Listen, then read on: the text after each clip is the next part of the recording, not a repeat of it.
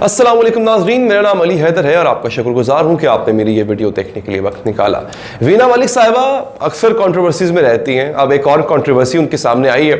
वीना मलिक साहिबा जो हैं वो अब फिल्मों में तो नहीं आ रही हैं। उन्होंने अपना करियर बतौर फिल्मी अदाकारा शुरू किया था, ना ही ड्रामों में आती हैं ना फिल्मों में आती हैं, ना ही मॉडलिंग कर रही है। मतलब उनका कोई ऐसा प्रोजेक्ट नज़र नहीं आ रहा। हो सकता है वो नहीं करना चाह रही होंगी, उनको काम मिल नहीं रहा होगा, दोनों में से कोई एक बात हो सकती है। बट कंट्रोवर्सी कैसे फैलाई जाती है, कंट्रोवर्शियल मुतनाज़े कैसे हुआ जाता है, ये उनसे बेहतर कोई नहीं जानता। इससे पहले वो भारत में जब गई थी, वहाँ का एक सीज़न किया बिग बॉस, वहाँ पे बड़ी मुतनाज़े हुई। और अब उन्होंने, चूंकि अब और तो कोई काम है नहीं, लिहाजा ट्विटर पर आके अपने मुखालिफिन को, वो मुखालिफिन जिनका ताल्लुक किसी सियासी जमात से है, उनको लताड़ना, वो उनका एक क्यों कह लें कि उनका मशगला बन चुका था। लेकिन उसकी हकीकत भी खुलकर आ गई कि वो जो कुछ उनके ट्विटर अकाउंट पे होता था वो मीना मलिक खुद नहीं कर रही होती थी। और इस पर उनको मजीद तनकीद का निशाना बनाया गया, क्योंकि वो हमेशा से अपने ट्विटर अकाउंट को और उस पर की गई गुफ्तगू को ऑन करती रही हैं। उनको ये भी नहीं पता कि वो लिख क्या रही हैं, क्योंकि उनकी जगह कोई और लिख रहा था। ये बिलाखिर एक्सपोज हो गया एक टीवी चैनल के प्रोग्राम में। नाज़रीन, वसीम बादामी साहब का प्रोग्राम था। उस प्रोग्राम में वीना मलिक साहिबा बैठी हुई हैं। बादामी साहब ने उनसे पूछा कि जो ट्वीट्स आप करती हैं, क्योंकि ये बेसिकली एक एक्ट्रेस रही हैं, सियासत से इनका कोई ताल्लुक नहीं रहा, लेकिन बड़े सियासी ट्वीट्स ये किया करती हैं, बहुत ज्यादा। इनको हर सहाफ़ी का पता है, हर सहाफ़ी के बैकग्राउंड का पता है, हर सियासतदान के बैकग्राउंड का पता है। बिलखुसूस ये नून लीग पर बहुत चोट किया करती थी, मरियम नवाज से बहुत चोट किया करती थी। इमरान खान की बहुत बड़ी हामी है और मरियम नवाज की तो बहुत बड़ी मुखालिफ है। वसीम बादामी साहब ने बड़ा अक्लमंदाना सवाल पूछा, मासूमाना मगर अक्लमंदाना सवाल पूछा कि बीबी आप ये बताइए कि जो ट्वीट आप करती हैं या आप खुद करती हैं, क्योंकि वो जो ट्वीट में इस्तेमाल की गई गुफ्तगू और खास तौर पे ट्वीट में इस्तेमाल की गई इंग्लिश हुआ करती थी, उससे लगता नहीं था कि ये इस काबिल है कि ऐसे ट्वीट्स कर सकें। लिहाजा उन्होंने सवाल पूछ लिया, तो उन्होंने उसका बड़ा ऑनेस्ट जवाब दिया। मैं इस बात पे वीना मलिक साहिबा को अप्रिशिएट करूंगा, उन्होंने झूठ नहीं बोला। झूठ बोलती तो मजीद मजाक उड़ता उनका। उन्होंने कहा कि सोच मेरी होती है, लिखता कोई और है। चलिए, यहां तक होता है ऐसा। बड़े बड़े जो लोग होते हैं, बड़े स्टार्स, बड़े सेलिब्रिटीज, वो अक्सर अपना फोन खुद इस्तेमाल नहीं किया करते। वो अपना उनका ट्विटर अकाउंट या फेसबुक या इंस्टाग्राम कोई और हैंडल या कोई कंपनी हैंडल कर रही होती है, वो अपने सोच का मरकजी ख्याल बता दिया करते हैं, तो वो अल्फाज खुद उसके लिख लिया करते हैं। बाद में वो प्रूफ रीडिंग करके उसको प्रूफ कर देते हैं, डिसअप्रूव कर देते हैं। मुझे लगा शायद ऐसा ही कुछ होगा, लेकिन वसीम बादामी साहब हैं तो अक्लमंद सहाफी, कोई शक नहीं है, बहुत ही कमाल के एंकर है। उन्होंने फिर एक और जो है एक और पत्ता फेंका, क्योंकि यहां से ऐसा लग रहा था कि सोच भी उनकी नहीं है। पहले उन्होंने कहा ना, सोच उनकी होती है, उनकी अपनी होती है, लिखता अल्फाज किसी और के होते हैं। उन्हें शक पड़ा कि नहीं, सोच भी इनकी अपनी नहीं होती है। उन्होंने फिर एक और तुरम का फेंका। उन्होंने कहा, ये जो आपने ट्वीट किया था, आपने कहा ट्वीट में कि अजमत सईद शेख साहब को हुदैबिया की इंक्वायरी करनी चाहिए। मैं अटक गया था जुमले में, दोबारा पढ़ देता हूं।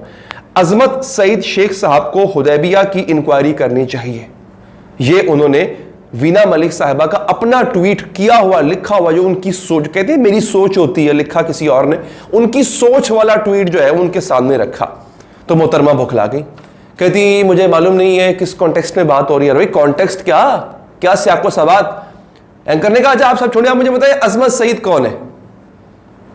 तो उनको पता नहीं था। उन्होंने कहा, अच्छा मुझे आप बता दें हुदैबिया क्या है। उनको पता नहीं था।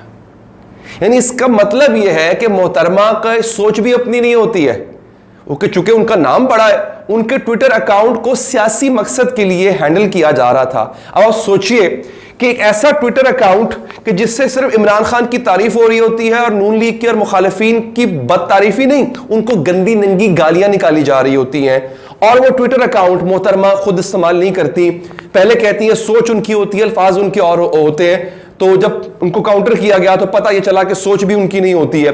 तो इसका मतलब है वीना मलिक का ट्विटर अकाउंट कोई सियासी जमात इस्तेमाल कर रही है अपने मुखालिफिन को लताड़ने के लिए, और जिस किस्म का लताड़ा जा रहा है वो इंतहाई घटिया तरीके से लताड़ा जा रहा है। और वीना मलिक साहिबा को सोचना चाहिए कि वो किसी सियासी जमात के हाथों इस्तेमाल क्यों हो रही हैं, या किसी भी, चलिए सियासी नहीं, कोई जमात, कोई गिरोह उसके हाथों इस्तेमाल क्यों हो रही है। आपको यह भी नहीं पता कि जस्टिस अजमत सईद शेख कौन है। पैनामा पेपर्स की जो बेंच बना था वो उसका हिस्सा थे जस्टिस अजमत सईद शेख साहब। नवाज शरीफ को नाअहल करने वाले जजेस में उनका नाम था जिन्होंने ये फैसला लिखा था, सुप्रीम कोर्ट के जज हैं। اور حدیبیہ پیپر مل کیس کیا آپ کو یہ بھی نہیں پتا؟ اسحاق ڈار کی جو حلف نامہ ہے آپ کو یہ بھی نہیں پتا؟ حدیبیہ پیپر مل کیس بڑا مضبوط کیس بنا تھا مشرف کے زمانے میں نواز شریف اینڈ فیملی کے خلاف.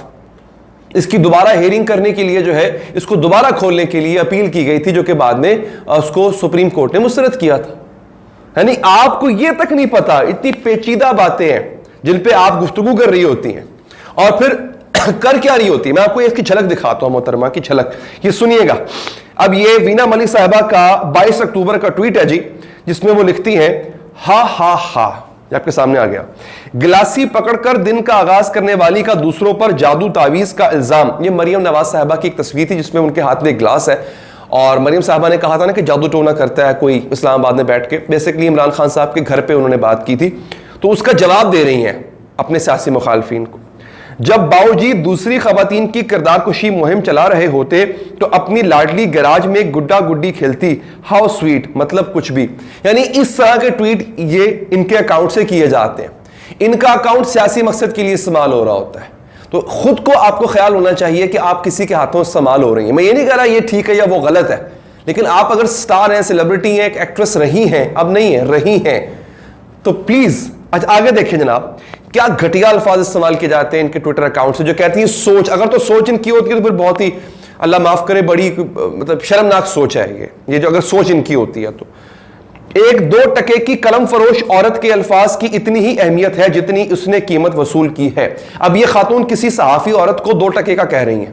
یہ خاتون وینا ملک صاحبہ, یہ آپ ذرا ان کی جو 2011 کی انہوں نے ایک انڈیا کے میگزین کو اپنی فوٹو کھچوائی تھی آپ پہ ISI لکھوا کے, یہ آپ کو یاد ہے نا وہ محترمہ کے کام یاد ہے آپ کو, جو انہوں نے یہاں پہ فوٹو کھچوائی تھی ایک, اور ہماری ملکی ایجنسی کا نام بدنام کیا تھا. بھارت میں بیٹھ کے انہوں نے نام بدنام کیا تھا ہماری ملکی ایجنسی کا, ہمارے ملک کی محافظ ایجنسی کا انہوں نے نام بدنام کیا تھا. یہ کسی کو 2 ٹکے کا کہیں گی؟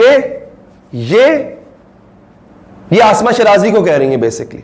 1-2 ٹکے کی قلم فروش عورت کے الفاظ کی اتنی ہی اہمیت ہے جتنی اس نے قیمت وصول کی ہے, اور قیمت دینے والی کا کردار سب کے سامنے ہے. دونوں کچرا بدبودار عورتیں. یہ وینا ملک یہ کسی کو بدبودار عورت کہیں گی؟ آپ اسد خٹک کی گفتگو تو سنیں, وہ جو باتیں بتا چکا ہے وہ ویڈیوز میں بہت پہلے پبلش کر چکا ہوں. اسد خٹک کا میں نے انٹرویو کیا تھا جو ان کے سابق شوہر ہیں, پتہ نہیں ابھی ہے کہ نہیں ہے مجھے نہیں پتا, بڑا کنفیوزنگ سا معاملہ ہے. البتہ ان کے شوہر رہے ہیں, ان کے 2 بچے ہیں, وہ ان پہ اپنے بچوں کا اغوا کا الزام لگاتی ہیں. اور کچھ سٹوریز جو اسد خٹک نے مجھے سنائی ہوئی ہے کہ جب وہ سپریشن کے بعد ایک دفعہ دبئی والے گھر گئے تھے, جو بچوں کی حالت انہوں نے دیکھی تھی اور ایک غیر مرد اس گھر میں کیا کر رہا تھا, وہ تمام سٹوریز سب کو پتہ ہے. وہ میں نے ان کا انٹرویو کیا تھا, ان کی اپنی زبانی وہ انہوں نے سٹوریز بتائی ہوئی ہیں. اس ویڈیو کا لنک بھی اوپر میں دے دوں گا, آپ دوبارہ دیکھ سکتے ہیں. پرانی ویڈیوز ہیں مگر آپ دوبارہ دیکھ سکتے ہیں. آپ کہہ رہی ہیں کسی کو 2 ٹکے کا؟ آپ کیا کہہ سکتے ہیں جی؟ آج کل جس کے پاس تھوڑی سی شہرت ہے وہ کچھ بھی کہہ سکتا ہے.